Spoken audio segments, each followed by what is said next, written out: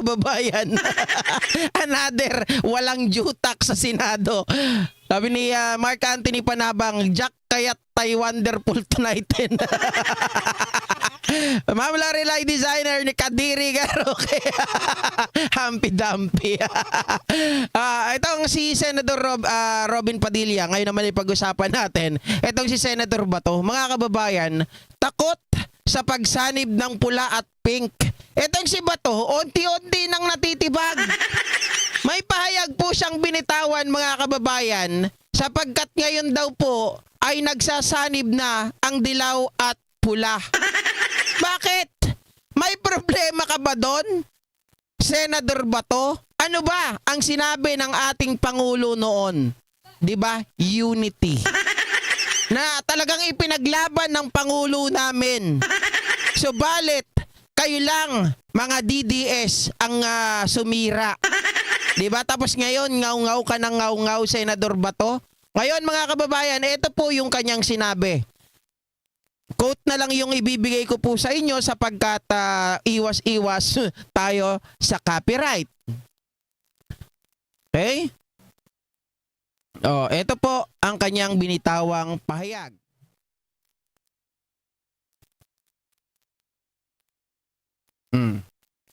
Ito po ang sabi ni Senador Bato. Sabi niya, akala ko ba kalaban ng yelo ang Marcos? O bakit sila ngayon nagsama-sama na? Para gibain si Duterte. Very clear ang motibo. Sisirain at sisirain ng Duterte para wala na silang kalaban pagdating ng 2028 election. Yun ang lalabas na klaro na hindi tayo magpapakyut-kyut dito. Ano pa ba? Ano pa ba ang ibang dahilan? Mga kababayan, maliwanag po ang sinabi ng ating Pangulo. Wala tayong pipiliin.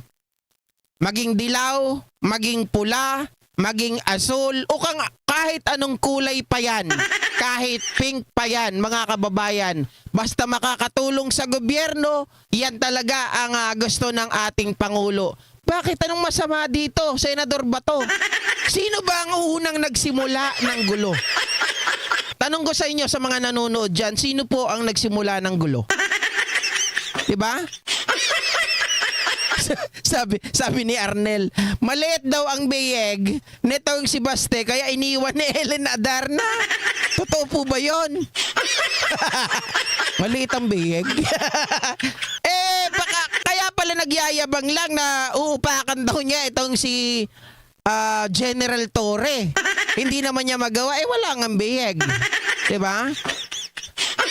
Mga kababayan, ewan ko ba dito sa mga DDS na to, going back, di ba hindi ba sila natutuwa na nagkakaisa ang ating mga kababayan tungo sa pag-unlad ng Pilipinas? Kung hindi ba naman kayo tangay? Kung hindi ba naman kayo bumanat? Diba? Ang liwaliwanag, sa totoo lang, napakabait ng Pangulo natin. Napakabait ng Pangulo pala namin, hindi ninyo. Biruin nyo, mga kababayan, sa administrasyon na ito, kalang nakakita ng pantay-pantay ang lahat. Look at Dilima, nakalaya. Diba? Samantalang kay Rodrigo Duterte, ang ginagawa, tinataniman ng ebidensya. At kayo mismo, ako mismo, mga kababayan, sa kanya ata nang galing. Nagtatanong po ako sa kanya nang galing ang style ng tanim ebidensya. Mismo, biruin nyo, etong si Congresswoman Beatrix Luistro ng Batangas, ginawa rin po sa kanya ang tanim ebidensya. Tinaniman din ng ebidensya yung kanyang asawa. Nako, di ba kay Digong nang galing yan? Sabi niya, nung ako po ay prosecutor, we planted the evidence, we build the intrigues. Tama lan, friends to all, enemy to no one, enemy to none. Diba? Yun ang ng gusto ng Pangulo natin Kung hindi ba naman itong mga Duterte na bangag, kasalanan nyo yan, mga tanga. Kasalanan nyo yan kung hindi ba naman kayo baliw, kung hindi ba naman kayo ganid sa pwesto, pinagbibigyan na nga kayo eh. Diba? Sa totoo lang, mga kababayan, I heard some rumors and I heard na galing po sa isang talagang masasabi natin legit source. Nagpipigil pa nga ang Pangulo sa inyo eh. Diba? Nagpipigil pa ang Pangulo. Lahat yan, ibubulat-lat ko sa inyo kapag pwede na ako magsalita. Kapag pumayag na yung source ko. Oh. Very clear daw na sinisira ang pangalan ng Duterte para wala ng kalaban sa 2028 election. Teka, sino ba ang naninira? Mga kababayan, have you heard anything, any words coming from this administration na sinisira ang mga Duterte? Wala nga kayong naririnig eh. Ang Duterte, anong sinasabi nila? Bangag, adik, cocaine. Ano pa, mga kababayan? Di ba ang dami? Fidelix, ano pa tong si Kati Buni, pati mga anak dinadamay. Oy, Senador Bato, may narinig ka ba na sinabi ng pamilya ng Pangulo, sinabi ng Pangulo laban sa mga Duterte? Wala. Yung kay First Lady Lisa nga, yung sinabi niya, yun ay sentimento lamang ng pagiging asawa. Tanga. Diba?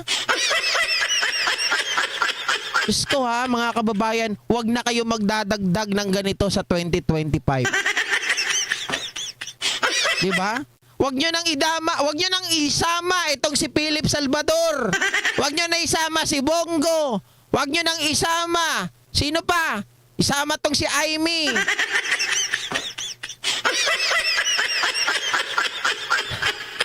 Sabi ni Mark Anthony Panabang, tanga-tanga, dagaro dagita boss. Rosario Mahinaw, shoutout po. Charms Zaure, Lex Alawigan. Pasensya, hindi ako nagbabasa sa Facebook ngayon ha. Pag nakabili na ako ng monitor ko. Hindi ko talaga mabasa eh. Sabihin ng iba dyan, tanggalin mo kasi yung salamin mo, di lalong hindi ako nakabasa. Pag tinanggal ko yung salamin ko, mga kababayan, umiiyak na ako dito ngayon. Diba? Dahil sa luha ko. Sabi ni Sandra Valdez, no vote for PDP Dapa. Wala na pala, no? Jane Bilango, X sila lahat, Sir GP. Tama po, X natin yan. Kita nyo, walang kakwenta-kwenta. Galit na galit itong si Senator Bato, mga kababayan. Bakit? Totoo naman. Pero totoo yung sinasabi niya. Oo, totoo to. Ako, I really admit, mga kababayan, at open arms na tinatanggap na ang mga yellow at pink ay mga kakampi natin. Bakit? Nakikita nila, totoo yung presidente natin. At totoo ito, mga kababayan, sa pagpapatupad ng batas. Biruin nyo, si Laila de Lima, ngayon lang nagkaroon ng pagkakataon para ito po ay mapawalang sala. Nag-atrasan lahat ng kanyang mga di ba? Lahat ng mga witness laban sa kanya. Kita nyo, yung Rappler na akala natin dati babaliw-baliw. Diba? Mga kababayan, ayan, nanalo na rin sila. Samantalang, sabi nila, wala ang freedom of speech ngayon. Anong wala? Anong wala? Lahat niya, pagmumura, pagbibintang, nagagawa ninyo. Nung panahon ni Digong, kulong ka kaagad. Diba? Sabi ni White Knights, adukumati tangalakay no sa anda sinarili ti DDS. Jose, hindi ko alam kung Josie Buhain Pase or Jose. Josie Buhain Pase, love you sir from England. Love you too. Okay? Sabi ni Alwin Tiban, takot makulong yan si Bato. Palagay ko nga, mga kababayan. Mamaya pag-uusapan po natin yan. Pero wag ang gusto ko lang pong palabasin dito, itong mga taong ito ay talagang alam natin na ayaw po ng maayos na pamamalakad ng gobyerno. Ayaw nila na ang magkakagalit, mga kababayan, ay magkabati-bati. Ang gusto nila, forever labanan. Meron bang ganon? Alam nyo nung nakausap namin, alam nyo naman siguro, hindi ko ipinagkakaila, nakausap namin mismo si Trillanes. Diba? Nakausap namin si Trillanes, open naman yan. Ngayon, mga kababayan, na-interview ko pa, na-interview namin. Humahanga po sila kay Pangulong Bongbong Marcos. Dahil si Pangulong Bongbong Marcos, mga ka-JP, ay talaga naman ipinapakita ang pagmamahal sa bawat Pilipino kasi siya nga ay presidente ng 115 million. Hindi lang siya presidente ng loyalista, hindi lang siya presidente, mga kababayan, ng mga piling tao. Siya ay presidente ng lahat, mga ugas. Ugas. Hindi ungas. Diba? Ugas yan eh. Ugaga. Hindi marunong umintindi itong mga ito. Hindi sila natutuwa na magkabati-bati. Sabi nga lang sa amin, unang-una, isipin po natin, ganito na lang para walang away. Kung kayo, mga pink, bakit sila ngayon sumasama dito kay Pangulong Bongbong Marcos? Or bakit nila hinahangaan? Bakit sila kumakampi? Kita kasi nila ang pagiging fair. Pangalawa, mga kababayan, sinasabi nila, kung galit man kami sa ama, magkaibang tao sila. 'Di ba? Maliwanag na maliwanag po 'yun. Sabi ni Des Fluker, "Hi GP News sub here, silent trip layer before. First time sa live po, please shout out." Des Fluker, shout out sa iyo ha. Thank you for subscribing this channel, mga kababayan. 'Yun ang sinasabi ko. Ako sa totoo lang nung una nga ayaw kong sakyan yung sinasabi nila na ganon. Na magkaiba sila ng ama kasi ang gusto kong mangyari, walang kasalanan talaga yung tatay, 'di ba? Kaya lang for the sake of the argument or sabihin na lang natin para tingnan na lang natin yung isang banda. Total kasi may mga solid din talaga na mga dilaw, mga pink, 'di ba? So, alis na natin yung sentimento nila na talagang galit sila kay Makoy Senior. Pero ang sinasabi nila, magkaiba ang tatay, magkaiba yung anak. So, saan tayo? Nakita natin tong anak. In favor of Pilipino, hindi ba natin susundin? Nakita natin na kahit galit siya sa dilaw, dilawan si Leila de Lima, 'di ba? Dilawan yung Rappler, sabihin natin na ganon. Pero mga kababayan, open siya. Dito nga sa mga Duterte. Kung ito si Pangulong Bongbong Marcos ay talagang masamang tao, he can use his power. 'Di ba? Habang nakaupo siya, pakulong niya to sila Duterte, baka doon na yan mamatay sa sa dahig. Kung masama to, mga kababayan, pwede niya nang ipakulong, marami siyang pwedeng gamitin kung tutuusin. Dahil sa pangwawalang hiya na ginagawa ng mga taong ito. Pero si Pangulong Bongbong Marcos, let the justice or let yung korte natin ang magpasya, 'di ba? Let the court decide. Let the process decide kung ano talaga ang kalalabasan, kung ano ang makikita based on the evidence. Hindi dahil inutusan niya, mga kababayan, baka mapasaw, magaya na naman sa Executive Order number 2, Executive Order number 13, 'di ba? Hindi, Annabelle, tama po kayo. Magkakampi tayo dyan. Mahal ni Apo Lakay ang Pilipinas, ganon din si PBBM. Kaya lang, ang kausap po natin, nagets niyo po yung point, ang kausap natin, yung kinukwento ko kanina, ay mga dilawan. So makikipag-argue ka pa ba? Kumakampi sila sa presidente natin ngayon kasi sabi nila, galit kami sa tatay. Pero iba yung nakikita namin sa anak. Yung anak maayos. Yung anak matino. Yung anak napaka-fair, napaka-patas. At talagang siya ay presidente ng lahat, hindi lang siya presidente ng loyalista at pulahan. 'Di ba? Trunks React Channel, shoutout sa iyo, bro. Oy, eto mga kababayan ha. Mabuti nagpunta ka dito, Trunks. Sa mga away-away diyan, mga brother, maisingit ko lang kasi nandito ka. Wala akong pakialam sa mga away-away nyo ha.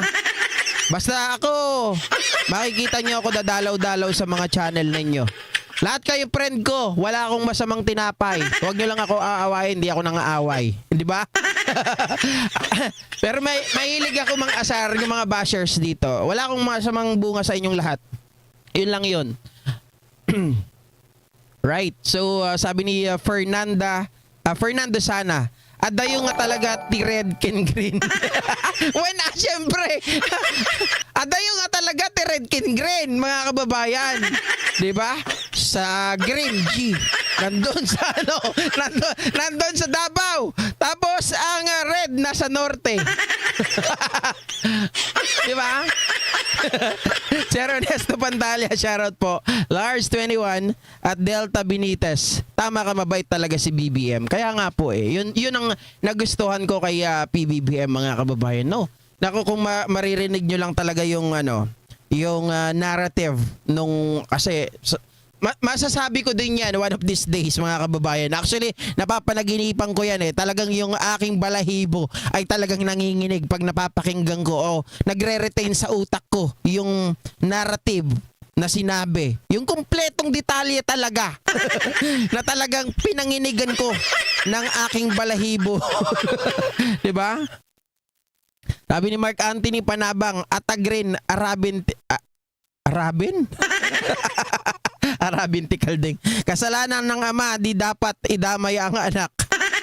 Sila lahat, mga kababayan, kasalanan ng lolo. Adik ang lolo, adik ang tatay, adik din daw ang mga anak. Hayop. Sa simpleng ganun lang, adik na. Di ba? Diyan yung malalaman yung ginagamit nila, protect the Constitution. But really, mga kababayan, they are not obeying the Constitution or what is written in the Constitution.